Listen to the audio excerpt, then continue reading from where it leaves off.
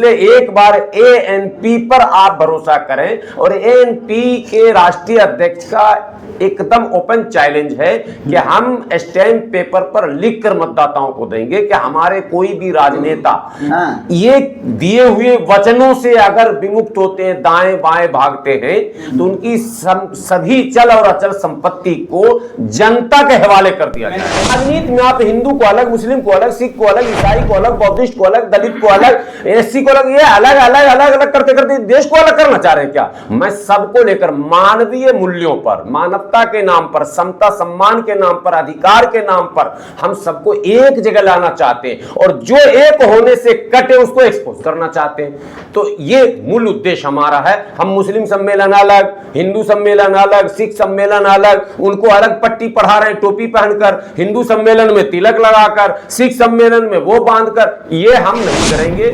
देश में जितनी पार्टियां बनी हैं उनके पास दो तीन बातें हैं, कोई स्वर्ण की बात कर रहा, कोई दलित की बात कर रहा, कोई पिछड़ों की बात कर रहा, कोई मुसलमानों की बात कर रहा, कोई हिंदुओं की बात कर रहा, इत्यादि इत्यादि। अब क्षेत्र की बात भी लोग करते हैं, जैसे मन से महाराष्ट्र नवनिर्माण सेना, तो फला उत्तराखंड विकास मोर्चा, तो कोसी विकास मोर्चा।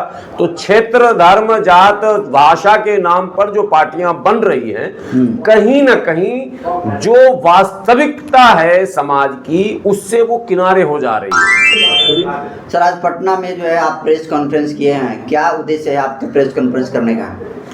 देखिए, दो तीन बातें थी। एक तो आज पटना के गांधी मैदान में एक कार्यक्रम था, आप सभी लोगों को पता है, बोध गया के मुद्दे पर, और जो वो पुराने कानून है जिसके कारण बौद्ध भिक्षुओं को वहाँ कठिनाइयों का सामना करना पड़ता है, वो सारे मुद्दों को लेकर जो रैली थी उसमें सम्मिलित हम लोग हुए थे, तो वो भी एक मुद्दा था। लेकिन दरअसल all India human rights association, जो कि ह्यूमन राइट्स के फील्ड में वो कई वर्षों से देश और दुनिया के कई कोनों में ह्यूमन राइट्स के जो चेयरमैन हैं डॉक्टर एम.यू. दुआ साहब, उनके नेतृत्व में काम हो रहा था।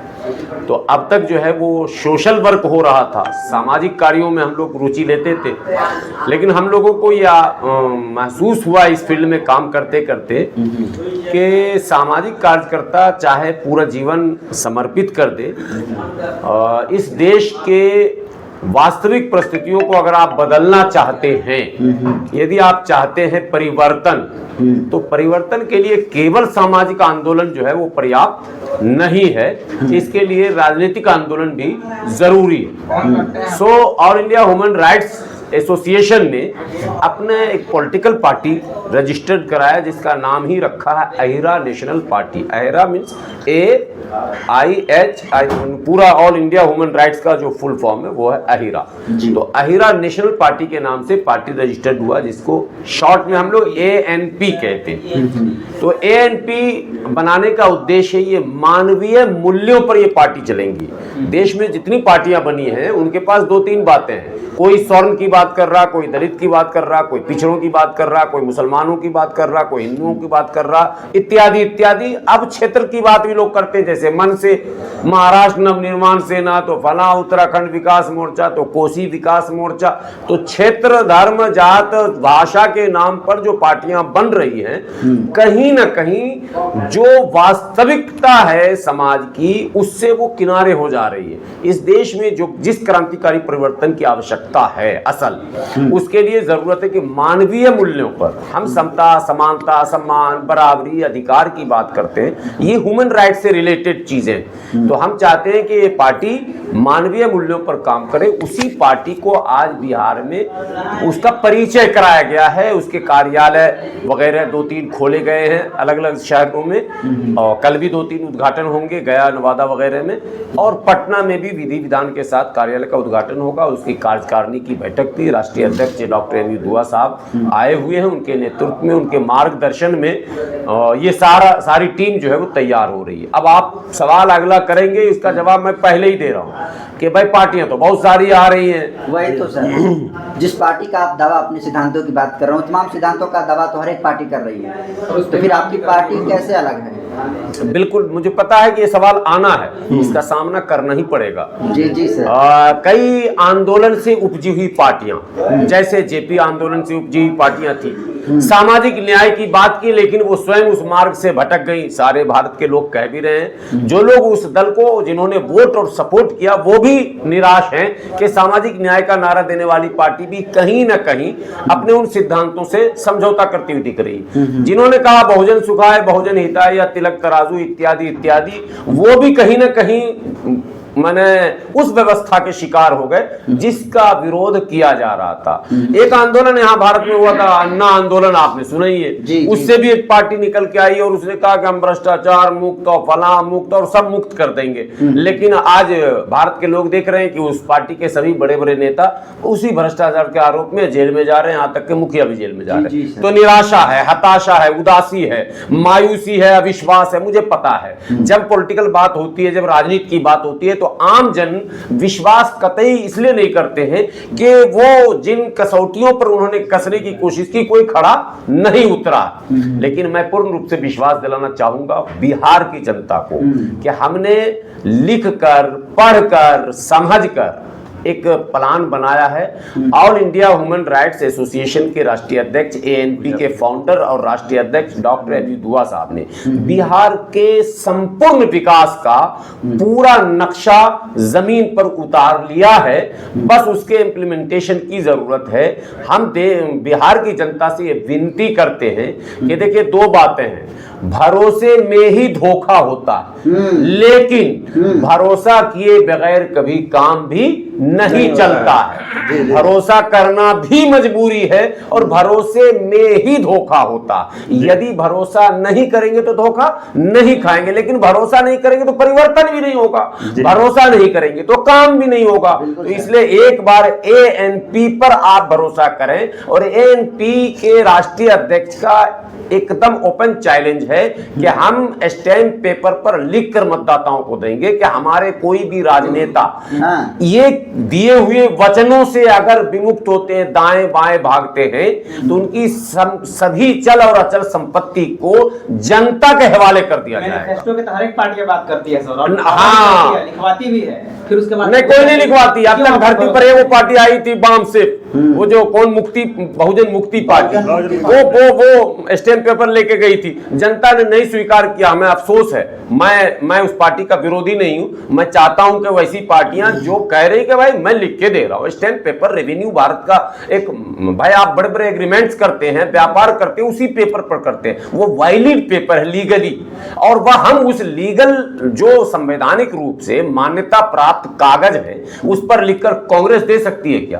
कांग्रेस का है प्रत्याशी कोई आज तक लिख के देने वाला है? पार्टी ने कभी ऐलान किया क्या? भाजपा ने कभी ऐलान किया क्या? बस क्या कहते हैं, बसपा ने किया क्या? सपा ने किया क्या? आरजेडी ने किया क्या? जेडीयू ने किया क्या? और अभी जो एक अभियान चल रहा, पीला पीला जो किया जा रहा है, जन स्वराज, ये जन स्वराज थोड़ा ना, तो इनसे भी पूछिए कि आप भी स्टैम्प पेपर दीजिए। लेकिन हमारे राष्ट्रीय अध्यक्ष डॉक्टर एबी दुआ साहब स्टैम्प पेपर के बगैर जनता के बीच जाने को ही तैयार नहीं, ऐलान है। एक बात। दूसरी बात, जन स्वराज के नारे को जब आप सुनेंगे, देखिए अभी रैलियां और उनकी सियासी मंजरनामा, और फिर वही टोपी, फिर वही गमछा। याद है लालू जी को भी टोपी पहनाया गया था, गमछा पहनाया गया था, नीतीश जी को भी टोपी पहनाया गया था, गमछा। टोपी पहना के जो टोपी पहनाने का काम जनता को किया जा रहा, हम इसके विरोधी है। हम वैसा कोई कार्यक्रम नहीं करेंगे कि ये मुस्लिम सेक्शन का, अभी 10 कार्यक्रम जन स्वराज के बैनर तले केवल मुस्लिम समाज का हुआ। क्यों? राजनीति में आप हिंदू को अलग, मुस्लिम को अलग, सिख को अलग, ईसाई को अलग, बौद्धिस्ट को अलग, दलित को अलग, एससी को अलग, ये अलग अलग अलग अलग करते करते देश को अलग करना चाह रहे हैं क्या? मैं सबको लेकर मानवीय मूल्यों पर, मानवता के नाम पर, समता सम्मान के नाम पर, अधिकार के नाम पर हम सबको एक जगह लाना चाहते हैं, और जो एक होने से कटे उसको एक्सपोज करना चाहते हैं। तो ये मूल उद्देश्य हमारा है। हम मुस्लिम सम्मेलन अलग, हिंदू सम्मेलन अलग, सिख सम्मेलन अलग, उनको अलग पट्टी पढ़ा रहे हैं टोपी पहनकर, हिंदू सम्मेलन में तिलक लगाकर, सिख सम्मेलन में वो बांधकर, ये हम नहीं करेंगे। इसलिए एएनपी का सीधा सीधा मामला है कि हमारे पास जो मैनिफेस्टो है उसको आप पढ़ लें। यदि उस मैनिफेस्टो पर हमारा लीडर, सरकार बने ना बने, ये भी बात बता दूं, अगर हम 10 सीट ही जीतते, एक उदाहरण की बात, तो वो 10 विधायक भी प्रतिबद्ध होंगे इस मैनिफेस्टो पर काम करने के लिए। ये पर वो बहाना नहीं करेंगे कि जी मेरी तो सरकार नहीं। आपके जो अधिकार हैं उस सीमा के अंदर आप इसी मैनिफेस्टो पर काम करेंगे। ये एएनपी का असल उद्देश्य उद्देश्य है। सर 25 में बिहार में विधानसभा का चुनाव होने वाला, आपकी पार्टी क्या करने जा रही है 25 में? हमारी पार्टी ने ऐलान कर दिया, हमारे राष्ट्रीय अध्यक्ष डॉक्टर एम दुआ साहब ने ऐलान कर दिया कि हम पूरे 243 विधानसभा पर चुनाव लड़ेंगे। पहले तो हम लड़ेंगे, ये ऐलान हम आज कर चुके हैं, लेकिन संभावनाएं ये तलाशी जा रही हैं कि वो तमाम पार्टियां जो वाकई सामाजिक और राजनीतिक और आर्थिक मोर्चे पर परिवर्तन के इच्छुक हैं, वो चाहते हैं कि नहीं वो परिवर्तन हो, और जो लोग हाशिए पर हैं, आखिरी लाइन पर खड़े हैं, उनको मुख्य धारा से जोड़ा जाए। जो अपने अधिकार से वंचित हैं, यानी वंचित तबका जो है, उनका वाजिब अधिकार जो है वो दिया जाए। वैसे दलों से हम तालमेल करके, यानी अलायंस की तरफ जाएंगे। यस, हम वो विकल्प देना चाहते हैं जिसको बिहार की जनता स्वीकार कर ले। आपके साथ अन्य पार्टी अलायंस क्यों करें? ना आपके पास राजनीतिक फील्ड है, ना एक्सपीरियंस है, ना अनुभव है। इब्तिदाए इश्क में रोता है क्या, आगे आगे देखिए होता है क्या।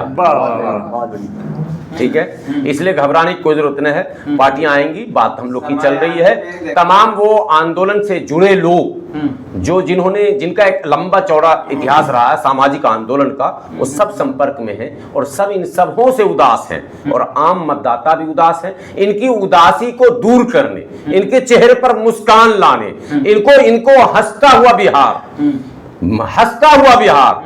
दौड़ता हुआ बिहार, बढ़ता हुआ बिहार, और ट्रेन पर जो मारा मारी वो रुकता हुआ बिहार, हम वो पलायन कैसे रुकेगा, वो सारा रोड मैप बना हुआ है। हम उस बिहार की परिकल्पना लेकर यहाँ बैठे हैं। यानी आप बिहार की बात करें तो जाहिर सी बात है कि आप रीजनल पार्टी बनाना चाहते हैं। नहीं, पार्टी नेशनल है, नाम ही ANP अहिरा नेशनल पार्टी, ठीक है। तो जिसका नाम नेशनल है उसका सोच, लेकिन हम जब विधानसभा चुनाव की बात कर रहे हैं तो बिहार सरकार प्रतिबद्ध है बिहार के विकास के लिए, ठीक है।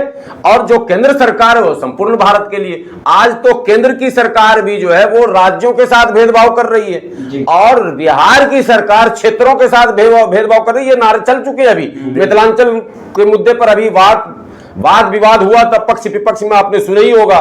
संजय झा के बयान के बाद नेता प्रतिपक्ष तेजस्वी जी ने भी ठोका, और फिर सब लगे कि नहीं मिथिलांचल के साथ हुआ तो पूर्वांचल के साथ हुआ, सीमांचल के साथ तो लगातार सीमांचल के नेता आवाज उठा रहे हैं, पप्पू यादव भी उठा रहे हैं, अख्तरुल ईमान भी उठा रहे हैं। तो ये जो सीमांचल, मिथिलांचल, पूर्वांचल और क्या कहते हैं इधर हम मगध को किस जोन में बांटते हैं, ये हम चल चुल नहीं करना चाह रहे। संपूर्ण बिहार का विकास हो, बिहार के एक वो नागरिक जो वंचित हैं अधिकार से, जिनको जबरन रोका गया, जिनको मुख्यधारा से काटा गया साजिश के तहत, हम उनको मुख्यधारा से जोड़ना चाहते हैं। ये हमारा बहुत बहुत धन्यवाद।